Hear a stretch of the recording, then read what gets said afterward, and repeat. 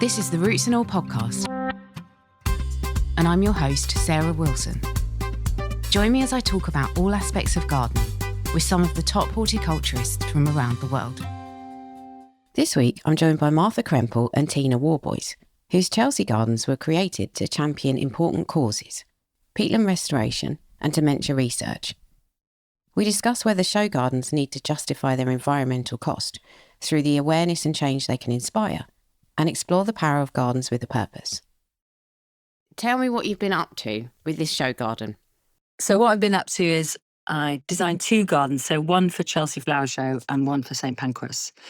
And so I was got in touch with by the Malvern Garden Building people who sponsor the houseplant studio area, because they know I've got an indoor garden at home, and then I marry that garden up with the garden outside.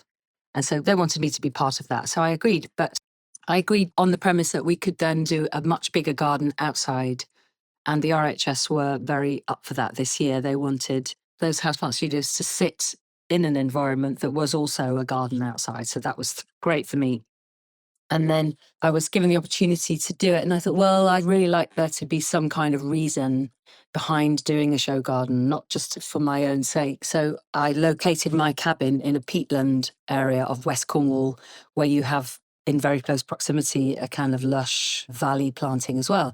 But it gave me the opportunity to really to talk about the peatland restoration work that's going on all over the country and how significant that is. And not just the message of please don't use peat in your compost, but actually please understand these really fantastic but misunderstood environments and understand what work needs to be done in order to restore them. And so it's about funding so that the bogs can be re-wetted.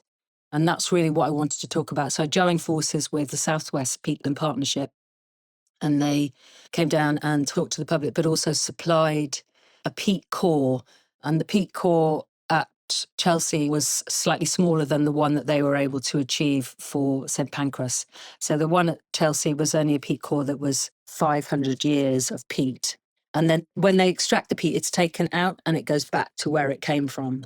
So they have permission from Natural England and Triple SI sites to do this and then restore it. So the RHS, they didn't want us to bring actual bog to Chelsea because that would contravened their idea of peatland preservation, even though the Southwest Peatland Partnership have been doing this bog in a box for a very long time, where they bring a section of the bog in a little box and they take it around to schools to teach children about this is the peatland, this is what it looks like, this is this very misunderstood environment, and when you come across this, tread carefully or please understand it. So at St Pancras we've successfully done that. We have 4 sections of peat bog and the public are really loving it. And the other thing that the Southwest Peatland Partnership have done is they've got this artist called Rose Ferraby, who is an archaeologist as well and another lover of the bog.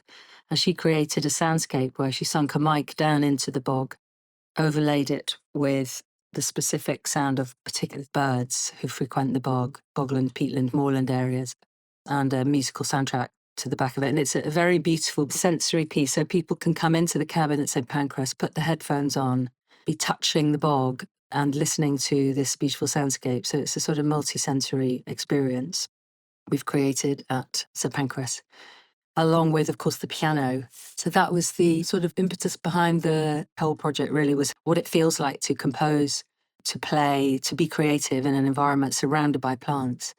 And so I married up those 3 ideas of the power of music and horticulture and also peatland preservation. A lot in a bundle, obviously, I'll grant you. But it worked. It is a lot, yeah. So it's an impressive achievement. Well, so when you say touch the bog, how could people actually do that?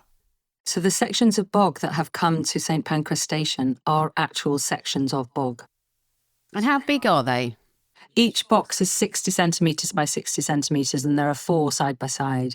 So you get a multitude of tiny little plants in there. So there's cotton grass, there's sundews, there's sphagnum moss. And some are in stages of just about to burst into life because the peat has continued growing in the station, which is also quite a phenomenal thing. I mean, when we did the garden, I was uncertain as to how the plants would survive in the station, given, it's an unnatural situation. But two things in its favour. Number one, the St Pancras Station has the most incredible arched, domed glass structure. So that is natural light, albeit several metres away. But it also is cold in there. So stations are cold by their very nature. It's drafty. So that has preserved the plants we've got in there very well. In St Pancras, the cabin has no roof. So I needed to design a different structure for that installation. And so the planting essentially is around the edge of the roof. So it's a drop down shelf, if you like, against the perimeter walls of the cabin. And on there is planting emblematic of just plain moorland. So heathers, ferns, leucanthera, oxeye daisy, and your digitalis, a few digitalis, not too many because they were mostly going over by the time we were installing at St Pancras, because it was June the 1st. We did that install. And so visually from the top, what you look down, what you see the piano centre, the indoor planting all around that. To one side, we have the bog in a box area. And then around the perimeter edging, you have the moorland planting. So it's all still flowering. It's definitely a construct and it's a version of events, if you like. But it works and it has a really good feeling inside. And all the pianists who've come and played, so it's really quite incredible how different it is playing the piano in the cabin to playing a piano just on the main concourse. There's something about stepping into the building with all the planting that has created a completely different environment. That's quite special. And why St Pancras? Well, St Pancras have sponsored peatland preservation in the past, and they have a programme themselves of sponsoring rewetting of the bog, not specifically in Cornwall, I don't think, but further up the country, so probably in the Peat District area, I think. So once it has done its job at St Pancras, I presume the bog in the box will go back to where it came from. And then what happens to the rest of it if you've got any plans for it? Most of the indoor planting is actually my own planting from home. And so that will come back to me and it's my planters. And then the ledge planting, I will take that back down to Cornwall, but also some of it will go onto my planted roof at home. Nothing goes to waste, as you know. Somebody wants it. Friends, I gave away a lot of plants. I've sold on some plants from Chelsea. Nothing has gone to waste because they were really beautiful things. And I think people were quite interested in having plants from Chelsea. And in the houseplant studio area, you can sell off your plants on the Saturday at Chelsea, which is quite an interesting experience. Yes, I have experienced that. So one of my questions was around the kind of care of the plants while they were in situ. You've mentioned St Pancras. It was a very tricky couple of weeks, wasn't it? We had real cold, then real hot. And so how was the maintenance of it been? So with regard to when we took everything down from Chelsea, the indoor plants all came back to my house and my house kind of rammed with plants. And I've got a new dog, so it was quite interesting trying to keep him away from the plants because he quite likes eating things. But the other plants, my plan was to take them to my allotment, but we had that intense spell and there's no shade on my allotment. So very kindly, my sister Claire said I could put them in the shady parts of her garden. And her garden's quite a long London garden that goes down to the railway tracks. So I was really fortunate. And then the week between Chelsea finishing and the install at St Pancras, I spent every day watering, which was quite something. One day I was just there for 5 hours. I started at one end, worked my way through it, and then had to go back again because my car recorded it as 37 degrees. It was unreal, that kind of heat. And then I had to keep moving the plants around. And then there were certain plants that I knew were not going to St Pancras. So I encouraged friends to come and buy them. And that's happened. That's been happening. Again, I'm doing some more plant selling today. So they're all going to good homes, Sarah. Excellent. And how do you think the garden has worked? I know it's early days and a lot of these things are intangible, but how do you think it's worked in terms of raising the profile of the peatlands and, like you say, maybe achieving funding? I think what was brilliant at Chelsea was the peatland preservation people were there most days, at least one or two of them, and they talked a lot to the public. And some very interesting conversations came out of that. And then Johnny, one of the ecologists, he's been invited to come and do further talks. In terms of the public, just generally speaking, does it encourage people to think again rather than buying peat-heavy compost? I would like to think so. But as you say, these things are a slow drip feed and they're not measurable or calculable. but I certainly feel as though it was an opportunity to talk about it. These are misunderstood environments for many years, and people are getting to understand them now because there's a lot of talk about it. Yeah, I mean, just how undervalued are they, do you think? I think it's not so much the undervalued, it's the fact that, flood mitigation is a really pressing concern because our weather has changed even in the last 10 years.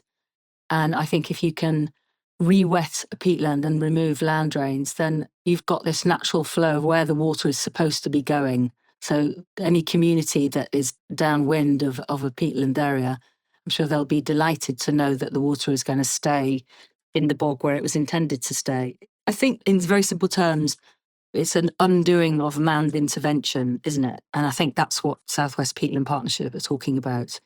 And it's hard to get that message across, Sarah, in a garden setting because people are there to see flowers, but they are also there to understand a little bit more about our landscape. And hopefully in talking about it and talking about how beautiful these landscapes are, how extraordinary it feels to be walking on a heathland and come across this kind of aqueous and uncertain surface and think, oh, what's that? Why is it firm here and not firm here, the ground that I'm treading on? And then it forces you to look down, see the different vegetation that's there. As a kid growing up, my dad used to, when we walked on any moorland, so whether it was in Yorkshire or Ireland, Dad would explain that you can tell where the peat is, where the water is, because the vegetation changes, the grass is coarser, and you can see it because it's a different colour, it's a different shade of green. And so when this opportunity came up, I kind of remembered all that stuff that I'd been told as a young person walking on moorland. And now, obviously, we're talking about moorland and peat bogs in a different way, hopefully inspiring people to be part of the process of restoring the peatlands. Yeah, I know you are a very eco-conscious designer, and I was speaking to somebody the other day who said, I've kind of thought about doing Chelsea and I just can't square it away. I can't do it because of, the environmental kind of costs involved. And I think that they are a big loss to the show. And I think there's a whole raft of designers who actually could be part of the Chelsea or the RHS canon who aren't because they've chosen not to do it. But I think there's a balance between the cost of it and trying to mitigate that, but also the awareness that brings. Do you feel like all Chelsea gardens really need to kind of justify their existence at this point in the game? Absolutely. I mean, that is the only reason I would do it if I had something else to say rather than it just being a glory piece for myself. I just don't feel I'm a designer who needs to do that. But I felt like this was an opportunity to talk about an ecosystem that I'm interested in, and also had quite a lot of the internal plants myself, most of them, in fact. And as I say, none of the plants have gone to waste. And also, my budget was quite small, very small. And yeah, there's a footprint, isn't there, to all builds and specifically show gardens. And it is a crazy experience doing one. I tried to keep my costs down because I had to. But I think if you've got an opportunity to maybe say something that changes somebody's approach in a way for the better, so in an ecological way, encouraging people to get on board with preserving peatlands, then that's a reason to do it. Thanks, Martha. Next up is my chat with Tina. Well, can you start by telling me about your garden that you did recently?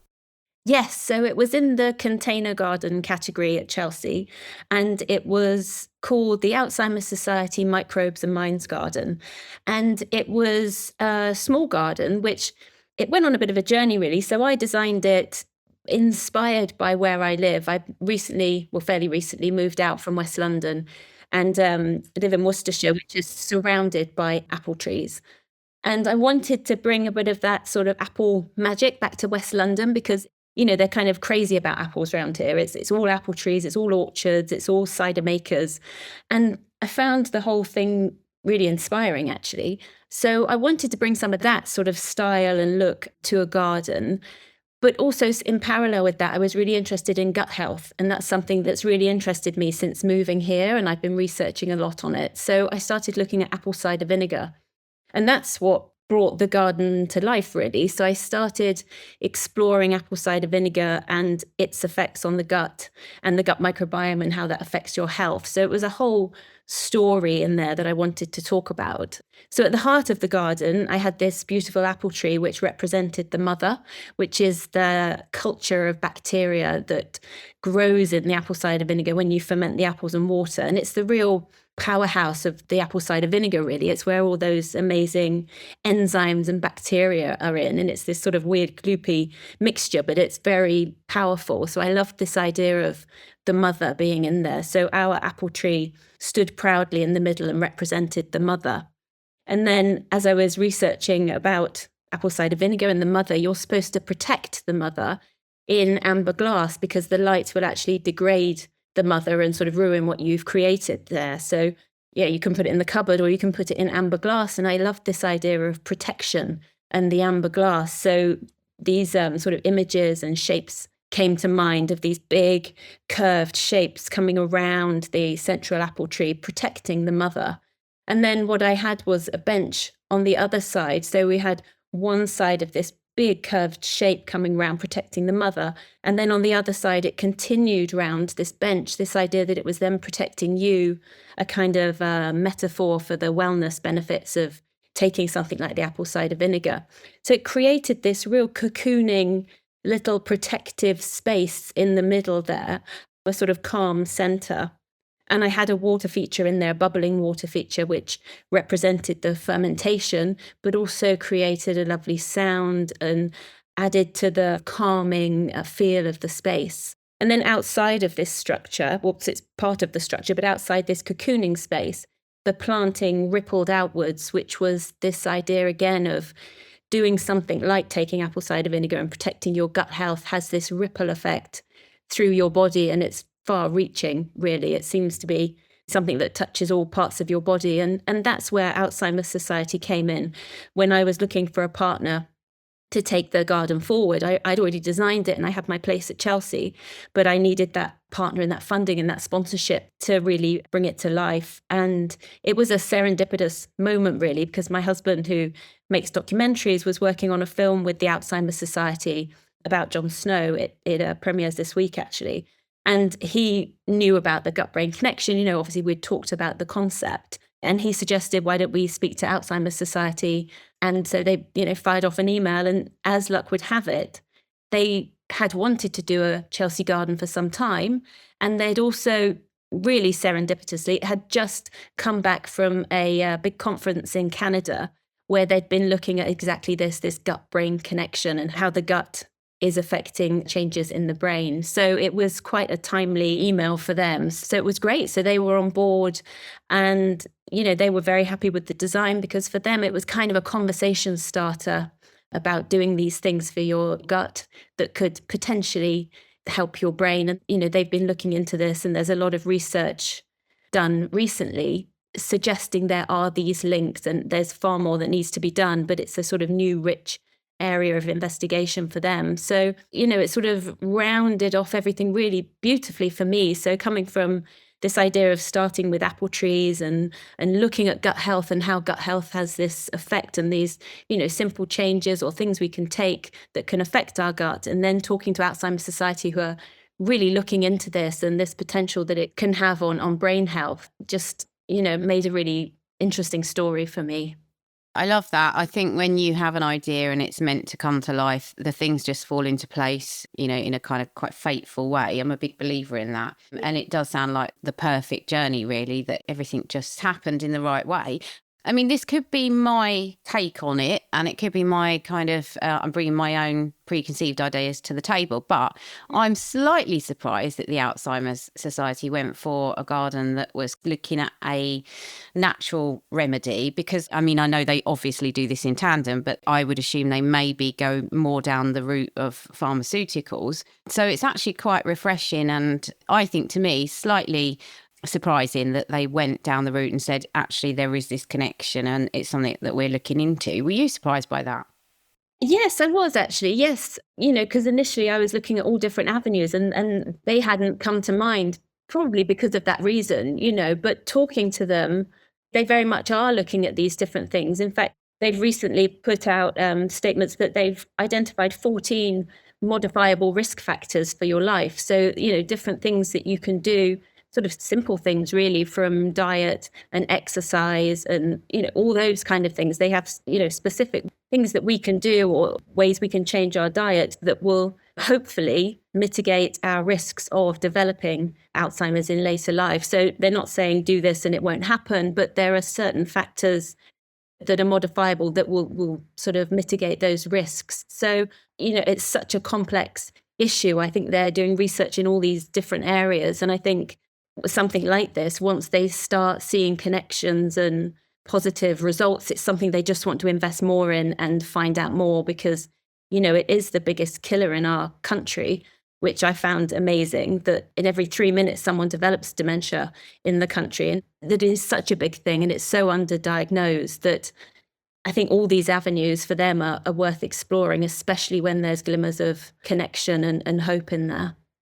Yeah, absolutely. And I don't expect you to know the ins and outs of this, but as a concept, how does gut health affect brain health?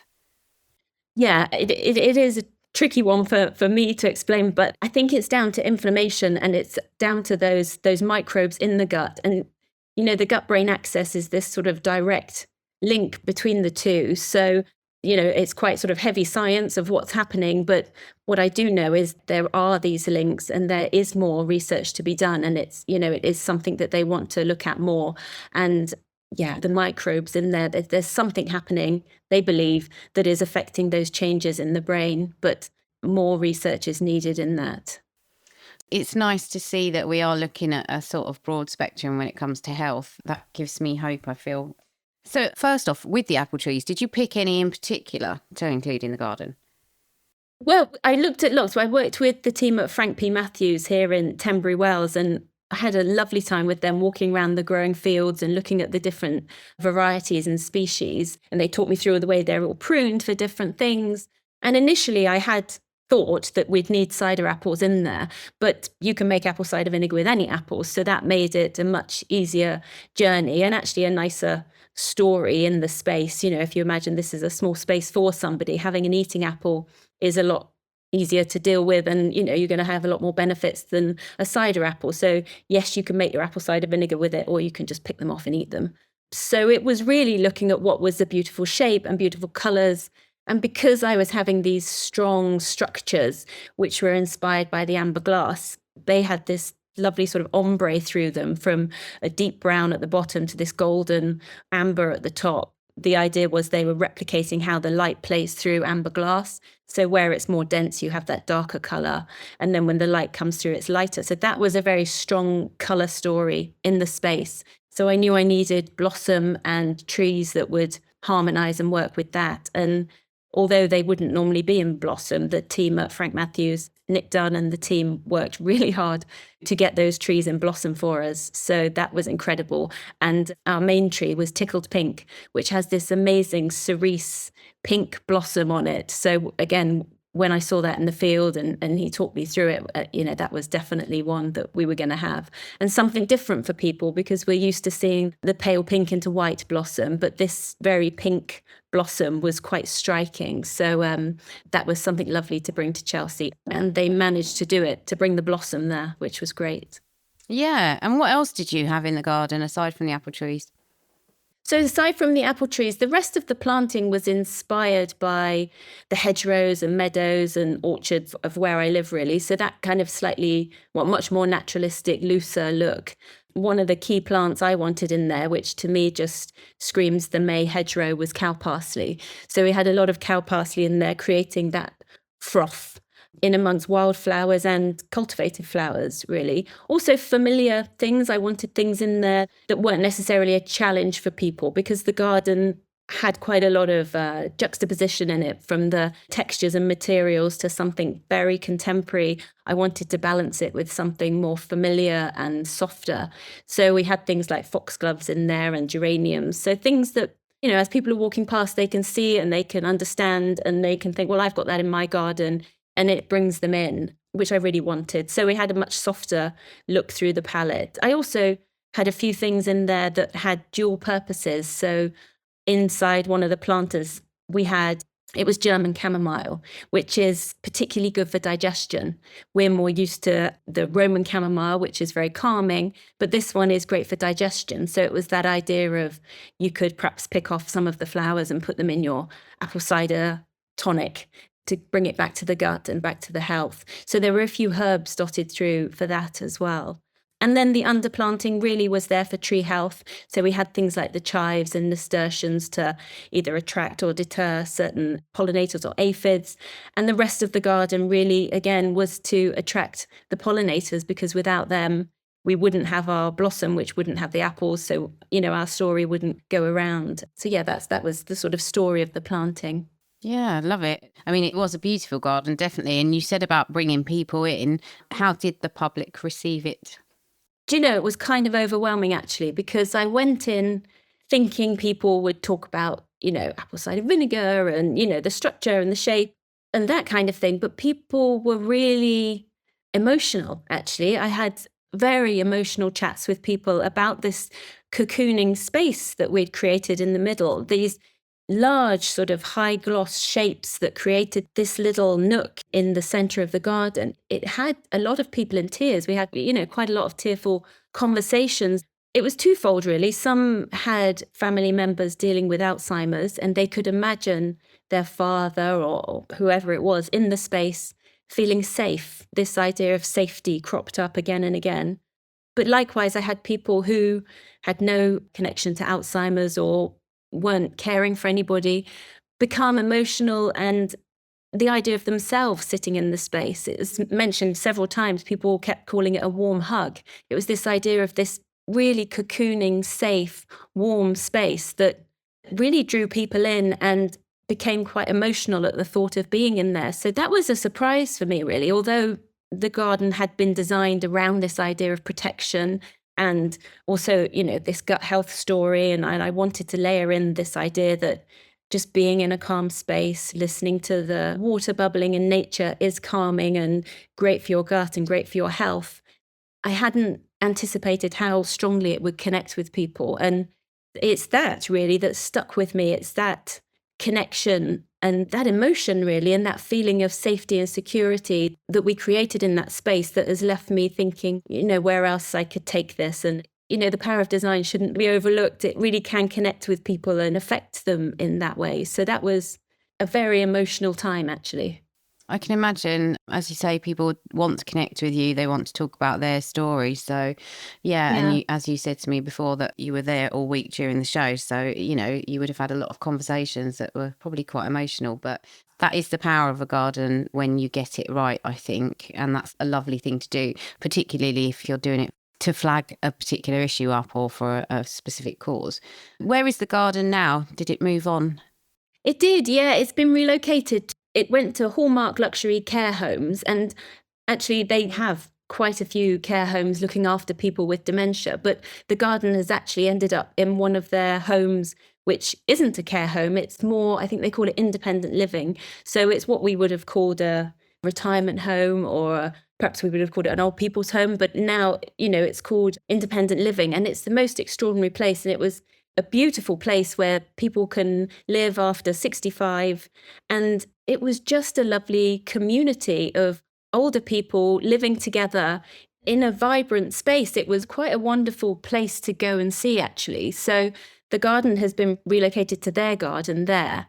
And the whole space is all about community living, and apparently talking to the staff down there living in these kinds of establishments can extend life for up to 7 years. So this power of community in older age is, again, another avenue that this garden has taken me down of interest in things that I didn't really expect, that designing for, an older generation or people with extra needs is fascinating and hugely fulfilling, and an area I'd love to look more into. But yes, it's gone to this beautiful home where people are enjoying it in their garden.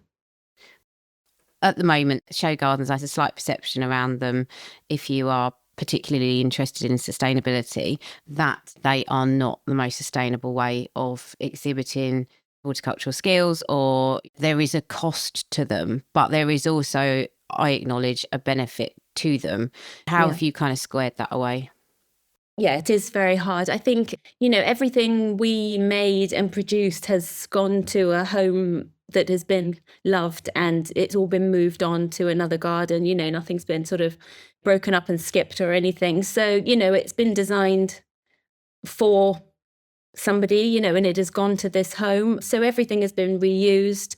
And it's such an incredible platform for people like the charity, for Alzheimer's Society, to get their message across on such a big stage, So being able to help them bring their message through, and a different message, has worked really well. But then the whole garden has gone somewhere else and it's being enjoyed and loved. So, I think I'm happy in that respect that it has this onward life.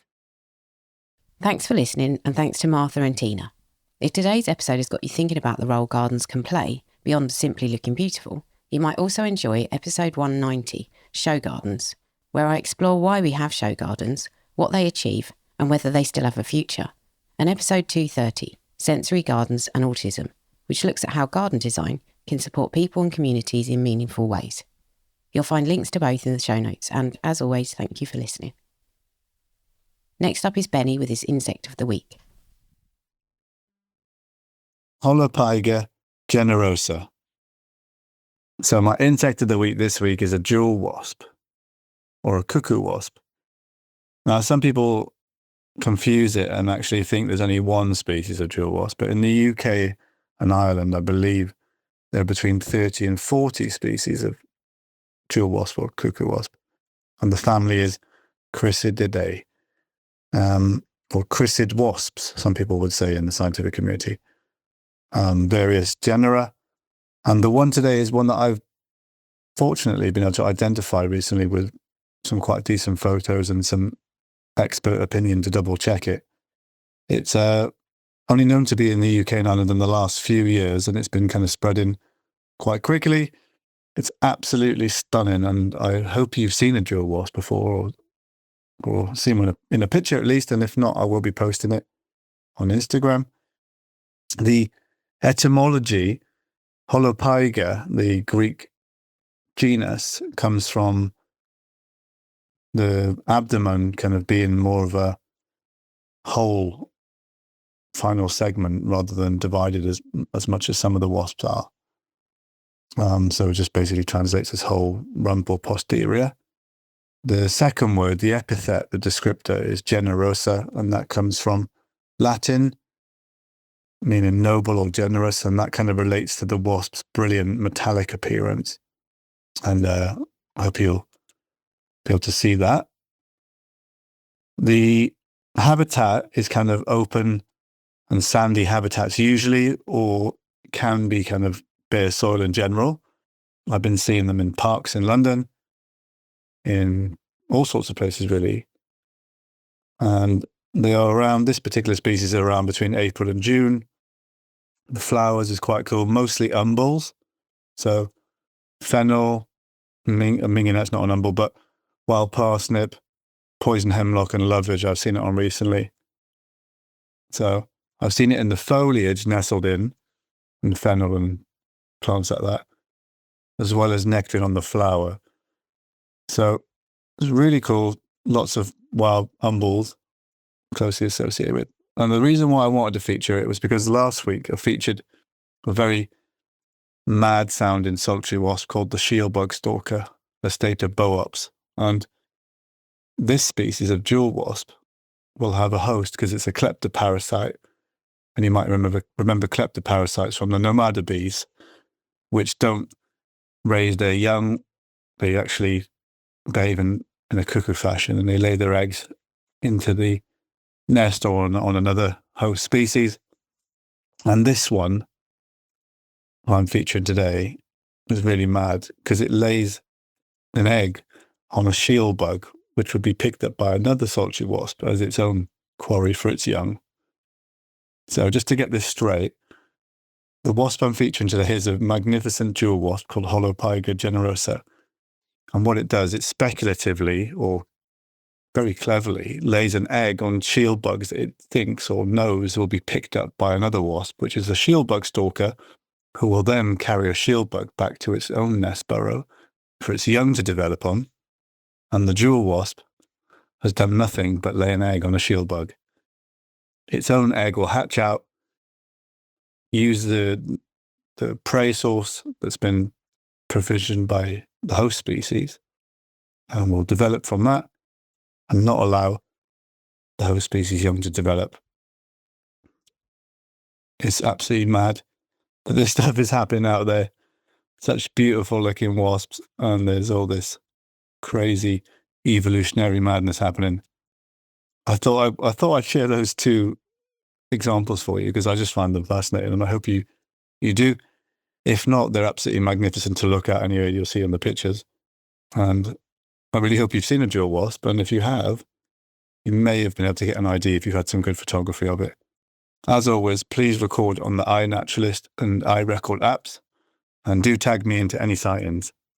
You can download or listen to the podcast direct from the website rootsandall.co.uk. Please also check out my Patreon, where you can make a one-off donation or take out a monthly subscription to help support the podcast. Because if you enjoy the show, please help it continue. I also have a GoFundMe where you can make a one-off donation. Even a one-off donation of £1 helps, and I'll be really grateful for your support. So please go to Patreon or GoFundMe and search for Roots and All Podcast.